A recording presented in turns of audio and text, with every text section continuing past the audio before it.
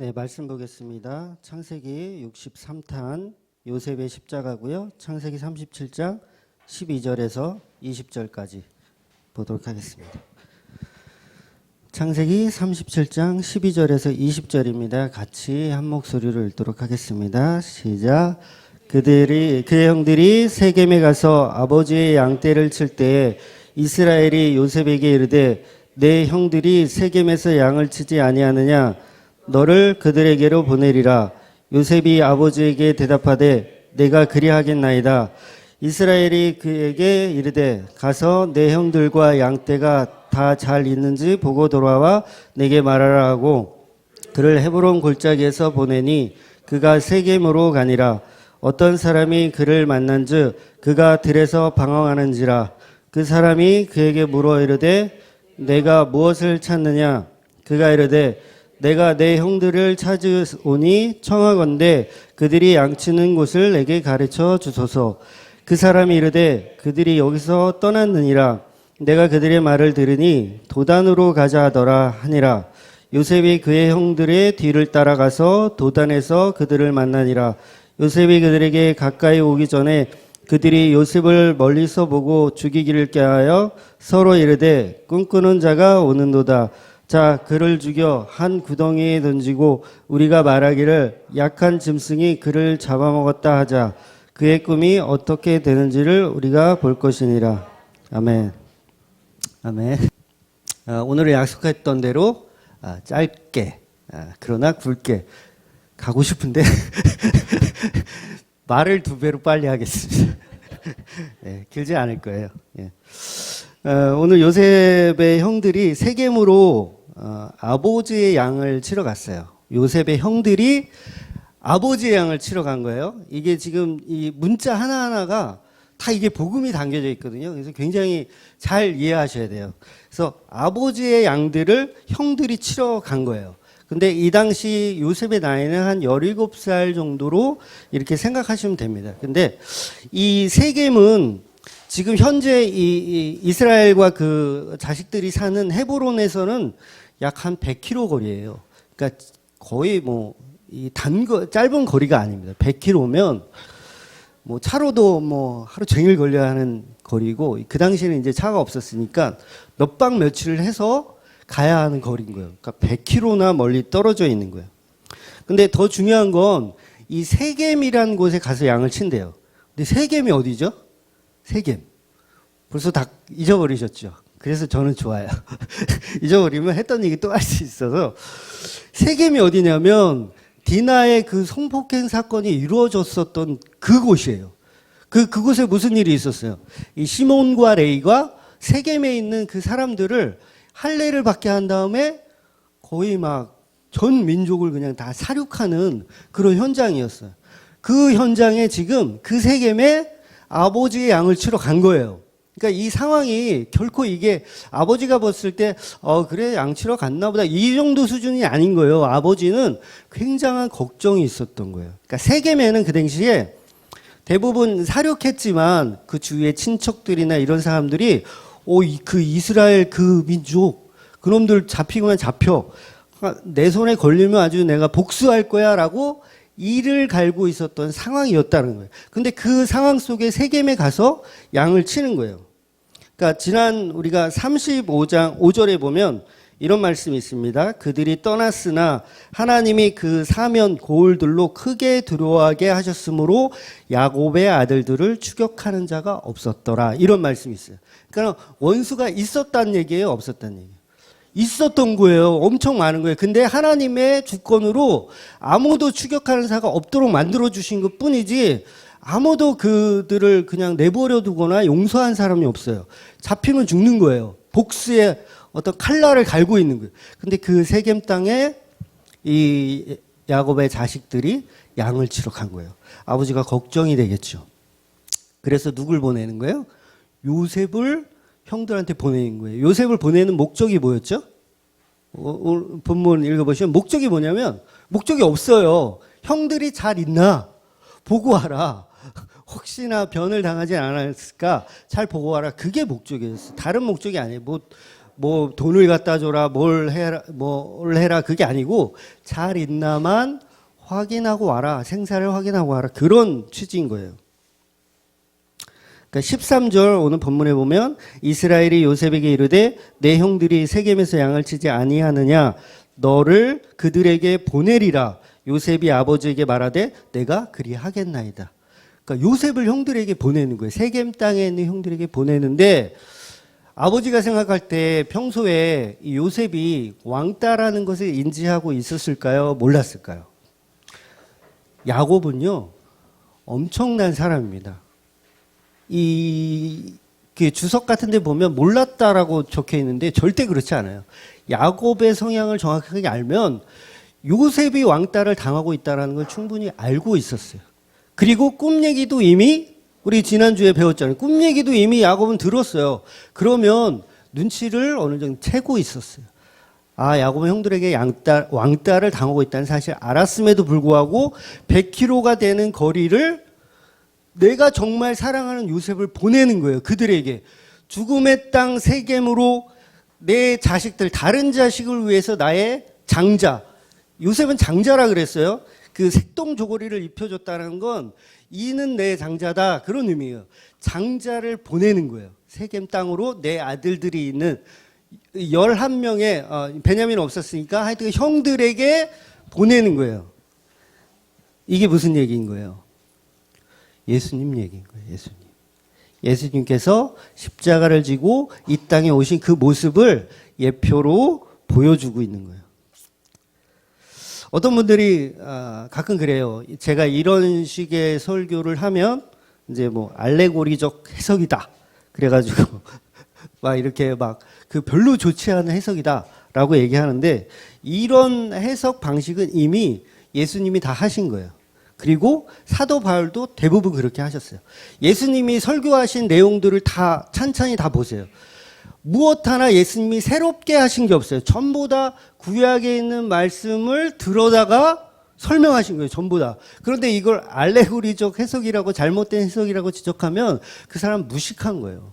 그러니까 알레고리적 해석이 잘못됐다라는 건 뭐냐면, 왜 신천지들이 그런 알레고리적 해석들을 좀 너무 심하게 막 해요. 막 코에 걸면 코골이 막 그런 식으로 막 하는 게 알레고리적 해석이에요. 그러니까 예를 들어서 베드로가 물고기를 낚았는데 그 물고기가 몇 마리였죠? 153마리였어요. 그러니까 알레고리적 해석은 어떤 거냐면 153마리, 성경은 단 한마디도요 그냥 필요 없는데 적혀져 있는 게 있어요? 없어요? 없어요. 전부 다 이유가 있고 근거가 있고 그럴 만한 이유가 충분히 있는 거예요. 요한복음 21장인가 보면 그 요한복음을 마무리하면서 요한이 뭐라 그러냐면, 하나님의 말씀, 예수 그리스도의 말씀을, 이거 지금 내가 적은 거 이거 말고도 너무 많다. 그런데 내가 다 적지를 못한다. 이거 다 적었다가는 양이 너무 많아 다 적지를 못하니 반드시 필요한 것만 적는다라고 요한이 얘기했어요. 그 얘기는 뭐냐면 성경 전체적인 66권은 반드시 필요한 얘기들만 되어 있다는 거예요. 그러니까 알레고리적 해석은 절대 이단이나 이상한 게 아니에요. 근데 문제는 이 알레고리적 해석을 갖고 너무 말도 안 되게 막 갖다 붙이는 거 있죠. 그 물고기 153마리인데 거기에 다 의미를 부여하는 거예요. 의미. 어떤 의미야? 첫 번째 물고기는 뭐 사랑이고, 두 번째 물고기는 뭐 은혜고, 세 번째 물고기는 뭐 제사고, 막 이런 식으로 의미를 막 근거 없는 의미를 막 붙여. 그리고 153개를 만들어서 막 설교를 해요. 그런 걸 알레고리적 해석이라고 하는 거예요. 그러니까 그 모든 성경은 다 의미가 있지만 그렇게 막 말도 안 되게 막 하는 거를 알레고리적 해석이라고 하는 거고, 저처럼 구약의 성경을 신약과 대비시켜서 예수 그리스도로 연결하는 게 맞는 방식인 거예요. 그게 예수님이 하셨던 거고 사도 바울이 했던 거예요. 그래서 구약의 모든 말씀은 예수로 연결을 시키는 게 맞습니다. 제가 전에도 몇 번 말씀을 드렸지만 로마서 1장 2절에 보면 이 복음은 하나님이 선지자를 통하여 그의 아들에 관하여 성경에 미리 기록하신 것이라. 이렇게 돼 있어요. 여기서 말하는 성경은 구약 성경이에요. 신약 성경 아니에요. 아직 신약 성경은 만들어지지도 않았고 없었을 때예요. 그러니까 여기서 말하는 성경은 구약 성경입니다. 구약 성경 선지자를 통하여서 뭘 얘기한다고? 그의 아들에 관하여 이야기하는 거예요. 그러니까 모든 구약 성경은 전부 예수에 대한 이야기인 거예요. 그런데 이렇게 해석하니까 무슨 알레고리적 해석이다. 그 왜 김성수 목사님이 그런 저하고 비슷한 설교들을 많이 하시잖아요. 근데 돌아가신 분한테 뭐 알레고리적 해석이다. 내가 기가 막혀가지고 내가 돌아가셨으니까 내가 대신해서 욕을 좀 해주자면 정말 무식한 거예요.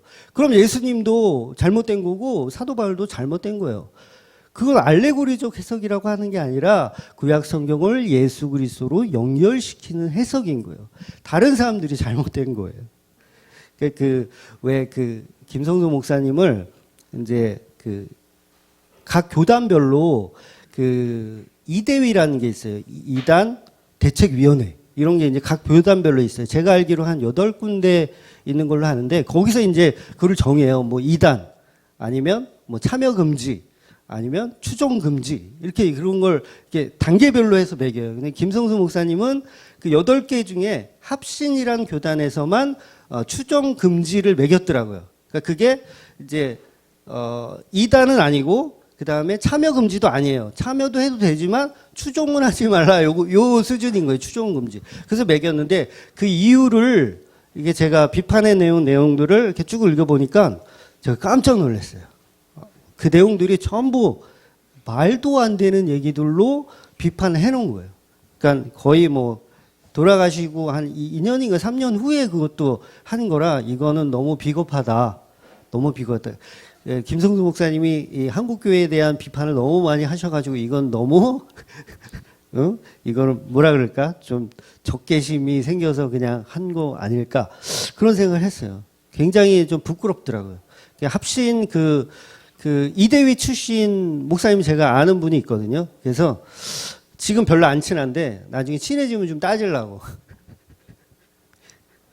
정말 말도 안 되는 장로교는요 칼빈주의거든요. 근데 그 비판 내용에 보면 알레고리적 해석도 이제 비판을 했고 그다음에 알미니안주의적으로 그걸 비판했어요. 알미니안주의는 제가 말씀 몇 번 드렸죠. 예정을 부인하고 인간의 자의로 구원을 얻을 수 있다라는 사고가 알미니안주의거든요. 근데 그 주의 가지고 그 잣대로 본 거예요. 합신해서 기가 막힌 거예요. 감리교 교단에서 그랬으면 그런가 보다 할 텐데 어떻게 보수 교단인 합신해서 그렇게 해석을 했는지 제가 창피하더라고요. 야, 장로교 이거 교단 내려야 되겠다. 아유, 이 사람들이 어떻게 이 목회를 하고 있으며 이대위를 진행할까 그런 생각을 했어요. 자꾸 딴 데로 빠지면 안 되는데 그거에 대해서는 제가 나중에 한번 좀 더 깊이 있게 다뤄드리도록 하겠습니다. 그래서 스데반이 죽을 때 사울이 뒤에서 있었잖아요. 옷을 지키고 있었잖아요. 근데 사울이 단순히 그냥 이렇게 따까리여서 옷을 지킨 게 아니고요. 내가 책임질 테니까 너네 다 저 스데반 집사 죽여라고 한 거예요. 바울은. 그러니까 바울은 구약 성경에 능통한 사람이고 그 스데반이 가짜라고 생각했어요. 틀렸다고. 근데 사도 바울이 예수님 만나고 나서 어떻게 됐어요? 내가 알고 있던 구약의 모든 성경 이야기가 예수에 대한 이야기인 거라 그걸 깨달은 거예요. 그러고 나서 사도 바울이 미쳐버린 거죠. 예수에 미쳐버린 거. 내가 그동안 배웠던 모든 것이 그 얘기였구나라는 걸 알게 된 거예요. 전부 이해해버린 거죠. 그러니까 요셉 이야기는 예수님 이야기인 거예요. 요셉 이야기는 절대 요셉이 무언가를 착하게 살아서 또한 막 이렇게 감옥에도 가고 누명 쓰고 막 그랬는데도 불구하고 인내하고 자기가 이 건전한 생각으로 긍정적인 삶의 마인드로 해서 하나님께 은혜를 받았다 그런 얘기가 아니라고요. 그냥 요셉 이야기는 예수님 이야기인 거예요. 요한복음 12장 16절 제자들이 처음에 이 일을 깨닫지 못하였다가 예수께서 영광을 얻으신 후에야 이것이 예수에 대하여 기록된 것인과 사람들이 예수께 이같이 한 것임을 생각났더라. 제자들도 몰랐어요. 제자들도 말씀을 듣긴 들었는데 대부분 예수님이 하신 말씀은 구약에 있는 내용들을 가지고 설명해 주셨어요. 그러니까 제자들도 들었는데 그게 무슨 얘기인지 못 깨달았단 말이에요. 못 깨달았어요. 그러니까 지금 제가 읽은 요한복음 12장 16절의 배경이 뭐냐면 나귀를 타고 예루살렘에 들어가는 장면 후에 바로 적혀 있는 내용이에요. 그러니까 예수님께서 나귀를 타고 예루살렘에 들어가셨어요. 호산나를 외치며 들어가셨는데 왜 그렇게 하셨는지 제자들 몰랐다는 얘기예요. 왜 그렇게 이 나귀, 그것도 새끼 나귀를 타고 막 왕으로 왜 들어가는지 도대체 이해가 안 되는 거야.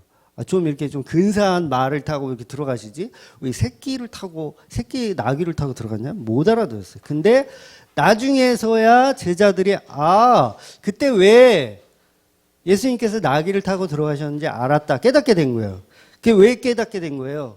구약 성경을 더 알게 돼서 그래요. 이 말씀이 어디에 있는 말씀이에요? 구약에 있는 말씀이에요. 스가랴서 9장 9절에 나온 말씀을 그대로 예수님께서 행동으로 보여주신 거예요. 제가 읽어드릴게요. 스가랴서 9장 9절.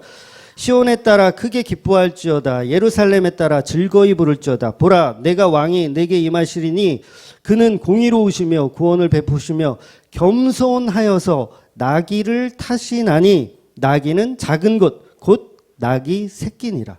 예수님께서 일부러 그 구약의 말씀들을 들어다가 말씀하시고 또 행동하시고 이렇게 다 하신 거예요.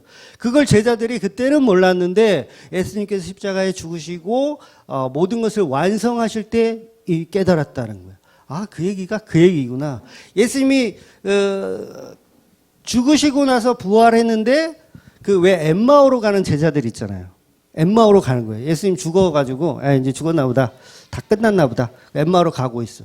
그런데 누군가 나타나서 그들에게 성경을 다시 알려줘요. 다시 가르쳐줘요. 그게 무슨 얘기예요? 구약 성경을 예수로 연결시켜서 설명해줬다라는 거예요. 그분이 이제 예수님인 거죠. 그분이 다시 설명해줬더니 이제서야 알아듣고 내가 그동안 헛믿었구나, 잘못 믿었구나 생각하고 다시 바르게 믿었다라는 거예요. 구약 성경에 있는 전체 얘기들, 우리가 창세기를 보고 있지만 창세기의 모든 얘기들도 전부 다 예수를 설명하고 있는 거예요. 이 설교 방식이 예수님의 설교 방식이고 바울의 설교 방식이고 스데반 집사의 설교 방식이에요. 이건 누구의 설교 방식이 아니라 어떤 김성수 목사님의 것도 아니고 제 것도 아니고 그런 분들의 것이 아니에요. 이미 예수님께서 다 하신 거예요.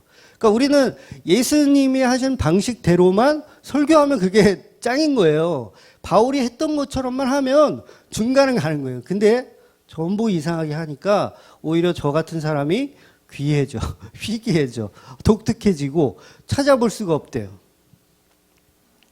어제도 우리 목사님들, 친구 목사님들 모여가지고 기도해야 하는데 강도사님이 약간 걱정하시더라고요. 설교를 하시는데 혹시 너무 세게 하시면 어떡하나. 그래서 굉장히 약하게 했어요. 아주 약하게 했는데도 끝나고 나서 강도사님이 뭘 약하게 해요? 셌죠? 그러시더라고요. 그래서 저 같은 사람이 오히려 독특해진 거예요. 절대 그렇지 않습니다. 예수님은 구약에 있는 성경들을 그대로 연결한 거예요. 예수 그리스도로 연결한 거예요. 바울도 그랬고 다 그렇게 다른 제자들도 마찬가지로 그렇게 했습니다. 구약의 율법을 예수로 연결시키지 못하니까 예수는 가짜다라고 얘기하고 죽인 거예요. 그게 유대인들인 거예요. 왜? 우리는 구약 성경만 최고인 줄 알았어요. 이것만 오라. 근데 예수라는 어떤 인물이 나타나서 그 구약의 모든 성경은 나를 위해서 존재하는 성경책이야. 그러니까 얼마나 이 야마가 돌겠어요. 뚜껑이 확 열리겠어요. 죽여버리는 거예요. 부정하는 거예요. 절대 그렇지 않아. 내가 배운 게 맞고 너는 틀려. 라고 예수를 죽여버리는 거예요. 오늘 본문도 이스라엘이 원수의 목전에 들어가서 살 때에 무기력한 요셉과 같은 아기 예수라는 사람이 그들 죽음 가운데 찾아가는 거예요. 요셉은 형들한테 맞아 죽을 수도 있는 상황인데도 불구하고 형들에게 찾아가는 거예요. 예수님 이야기인 거예요.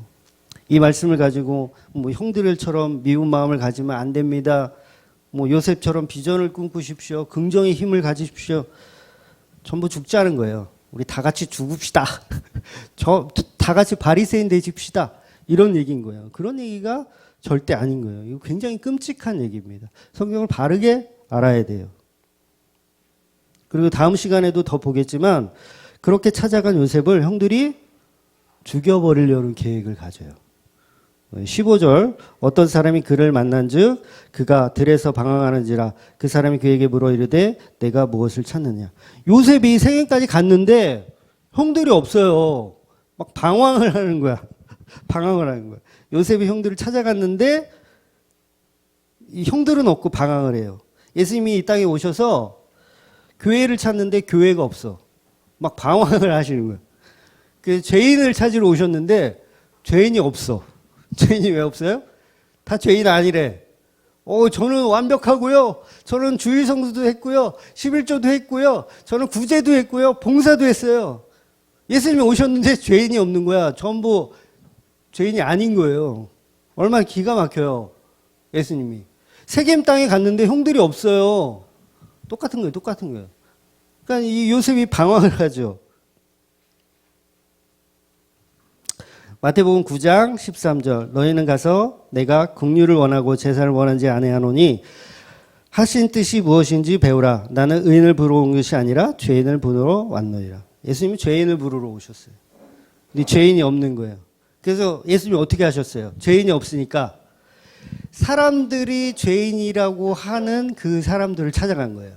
그게 누구예요? 문둥병자, 가늠한 여인, 그 다음에 그런 소외받고 그런 사람들, 그러니까 사람들이 죄인이라고 정죄한 사람들을 찾아간 거예요.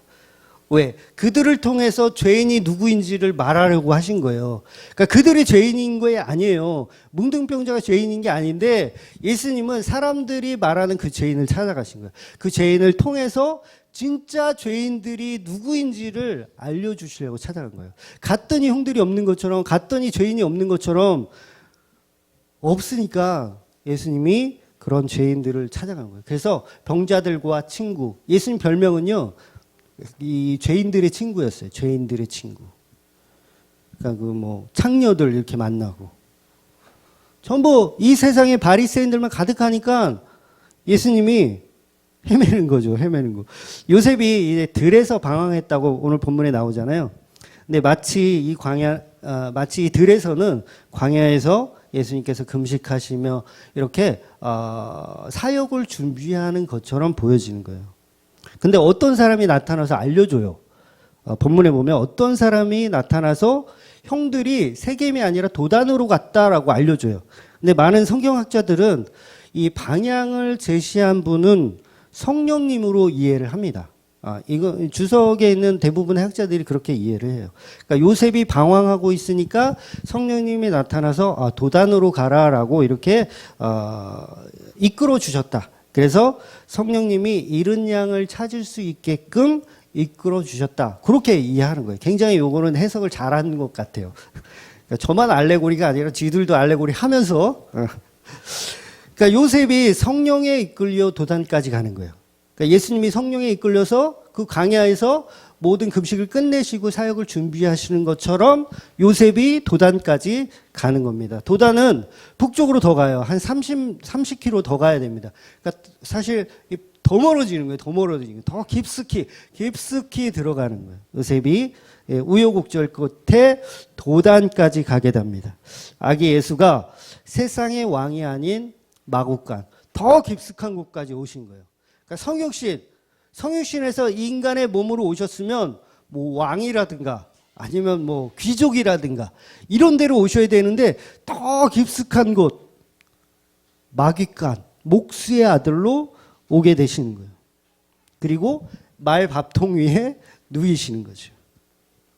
도단의 그 지역의 뜻은 우물이란 뜻이에요. 우물 하면 우리가 딱 떠오르는 이미지가 뭐죠? 그 우물에 있었던 그 목마른 여인처럼 생명의 생수가 필요한 그런 상황. 도단이에요. 도단의 의미가 바로 우물이란 뜻이에요. 그러니까 쓴물의 상태로 있는 그 교회예요. 형들은 교회를 상징한다 그랬어요. 그 교회에 예수 그리스도가 찾아간 거예요. 근데 그곳은 어떤 곳이에요? 죽음의 땅이고 복수의 땅이고 언제든지 죽을 수 있는 땅이에요. 형들도 죽을 수 있는 땅이고 사실은 형들이 죽을까 봐 요셉이 간 거예요. 그런데 이 형들이 또 요셉을 죽여. 전부 예수님 얘기하고 똑같죠. 그 상황을 지금 구약성경에 요셉을 통해서 재현하고 있는 거예요. 그리고 그 요셉이 눈앞으로 다가와요. 교회라고 하는 형들의 눈앞으로 다가와. 그러니까 그 당시 예수님 당시 교회는 어디였어요? 바리새인들이었잖아요. 바리새인들 눈앞에 예수가 다가오는 거예요. 어떻게 해야 되겠어요? 죽여야 되겠죠. 왜 죽여요? 내가 틀렸다고 하니까, 내가 믿는 하나님이 틀렸다고 하니까 죽여야겠죠. 형들의 생각에도 요셉이 다가오는 거예요. 저 꿈꾸는 자가 오네? 말도 안 되는 복음을 전한 저자가 오네? 죽여야겠다. 라고 죽이기를 계획하는 거예요.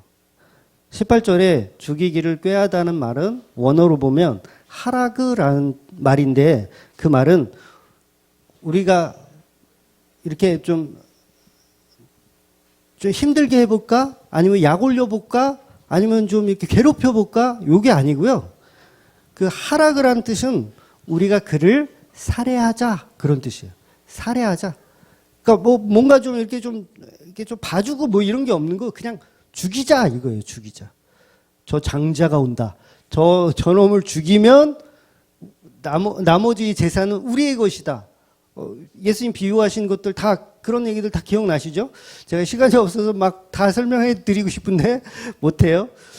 다 그 얘기인 거예요. 다 그 얘기. 똑같은 얘기들이 다 접목시켜서 얘기하는 거예요. 디나의 사건에서도 나타났던 요셉의 형들의 잔혹성 잘 알잖아요.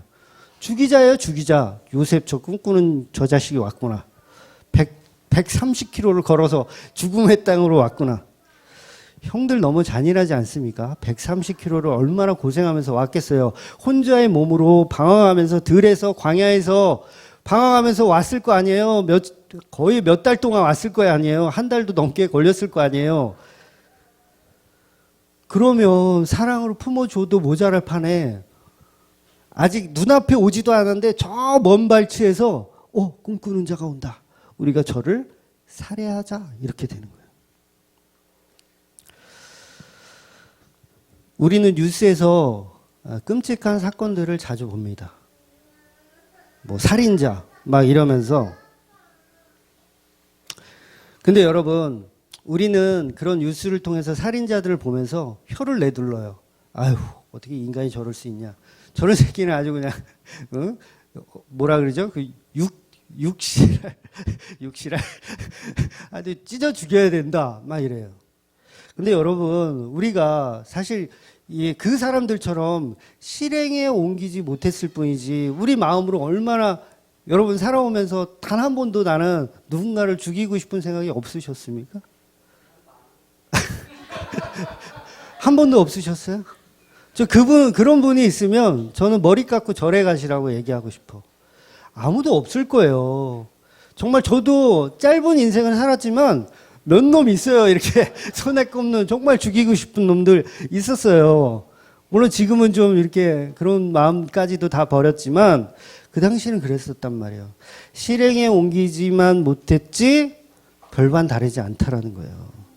그러니까 우리가 요셉의 형들인 거예요. 우리가. 아버지가 죽는데 재산을 저 끄트머리 11번째 애한테 다 준대. 이 뚜껑 열리겠어요? 안 열리겠어요? 뚜껑 열리는 거예요. 여러분, 우리나라가 그 유교 사상이 발전했던 이유가 뭔 줄 아세요? 유교 사상이 발전했던 이유가 왕들이요, 자기가 왕에 오르면 전부 다 죽여. 친척이고 뭐고 할 것 없이 싹 다 죽여. 야, 이거 완전히 이거 안 되겠다, 이거. 유교 사상은 뭐예요? 어른을 공경하고 부모를 공경하고 또 친척들을 공경하는 게 유교의 사상이라면. 야, 이게 있으면 최소한의 우리가 반인류적인 그런 짓은 안 하겠다. 그래서 유교가 발전한 거예요. 이놈의 인간의 이 습성은요, 내가 왕이 되면 다 죽여. 그 자리에 뭐 우리 조카가 노리나? 그럼 조카 가서 막 독살하고, 누구 시켜서 막 암살하고, 이게 우리나라예요, 우리나라. 우리가 다 요셉의 형들이란 말이에요. 부인하지 마세요. 나는 그래도 아니야. 난 최소한 안 그래. 웃기지 말라 그러세요. 분명히 그렇단 말이에요. 저도 누나하고 얼마나 싸우는데요. 누나 보고 싶어요. 그러니까 인간의 이 습성은 이 습성은 어쩔 수 없는 거예요. 우리가 요셉의 형들인 거예요. 그러니까 예수님은 말씀은 뭘 얘기하고 있냐면 너의 자리를 자각하라는 거예요. 너 선하지 않아. 네가 바리새인이고 네가 요셉의 형들이야. 그래서 너희들은 답이 없어. 너네들은 그래서 답이 없다? 그래서 너네들은 죄인이야. 그 죄인을 해결할 수 있는 그런 능력이 없어. 그래서 너네들은 예수가 필요한 거야. 그걸 설명하고 있는 거예요. 그래서 우리는 죄인입니다. 요셉의 형들이고, 그래서 교회는 우리는 성도는 예수가 없으면 썩은 흙이라는 것을 인정해야 돼요. 나는 진짜 예수만 없었으면 벌써 수십 명 벌써 독살하고 이 독침 쏘고 막 그랬을 인간인데 예수가 있기 때문에 내가 이렇게 사는구나. 그러니까 예수의 옷으로 우리가 성화되는 게 아니에요. 예수의 옷으로 위장하는 거예요. 위장하는 거. 우리가 근본이 바뀝니까? 예수 믿으면 여러분 근본이 바뀌어요? 죽이고 싶은 마음이 싹 사라집니까? 예수 믿으면? 아니에요. 여전히 있지만 위장하는 거예요. 위장하는 거예요. 여러분 성화는요, 우리가 막 착해지고 변화되고 이게 아니라 예수로 옷 입혀주시는 거예요. 넌 여전히 더러운 인간인데 내가 옷을 입혀주시는 거예요. 그게 예복인 거예요. 그래서 칭의라 그러잖아요. 칭의. 네가 의롭다가 아니라 내가 의롭다고 여겨줄게 인 거예요. 의롭지 않은데 의롭다고 여겨줄게인 거예요. 그러니까 얼마나 자유해요. 얼마나 자유하고 감사합니까? 그러니까 술, 담배 막 기독교에서는 왜 그런 거 많이 따지잖아요. 술, 담배 못 끊는 이런 쓸모없는 놈 이렇게 절망할 필요가 없어요. 그런 놈임에도 불구하고 하나님이 나를 칭의라 치게 해주시고 예수로 옷 입혀주시는구나. 그렇게 가는 거예요. 그래 이게 은혜구나. 그렇게 가는 거예요. 나는 말씀대로 전부 지키며 살았으니까 나는 완벽해요. 예수님 저한테 면류관 주세요. 옷 주세요. 다 거짓부렁이. 다 가짜들인 거예요. 저는 옷을 입을 자격이 없어요. 떨리는 마음으로 옷을 입는 거예요. 예수로 옷 입는 거예요. 그러면 자기 의가 드러날 수 있어요? 없죠. 어디서 자기 의를 드러내요? 교회에서 잘났다고 할 수 있어요? 전혀 없어요. 내 속은 여전히 시커멓거든요. 그 시커먼 그 겉에 예수로 옷 입혀주는 거예요. 위장시켜 주시는 거예요. 그래서 너는 통과 이렇게 시켜주는 거예요. 그래서 이제 다음 주에 더 계속 이어서 말씀드리도록 하겠습니다. 우리는 다 요셉의 형들인 걸 알고 깨닫고 회개해야 돼요. 하나님 그런 나입니다. 저는 예수가 없으면 안 됩니다. 그렇게 가는 우리 주만교회 성도들 되시기를 주의 이름으로 축원드립니다. 아멘. 기도하겠습니다.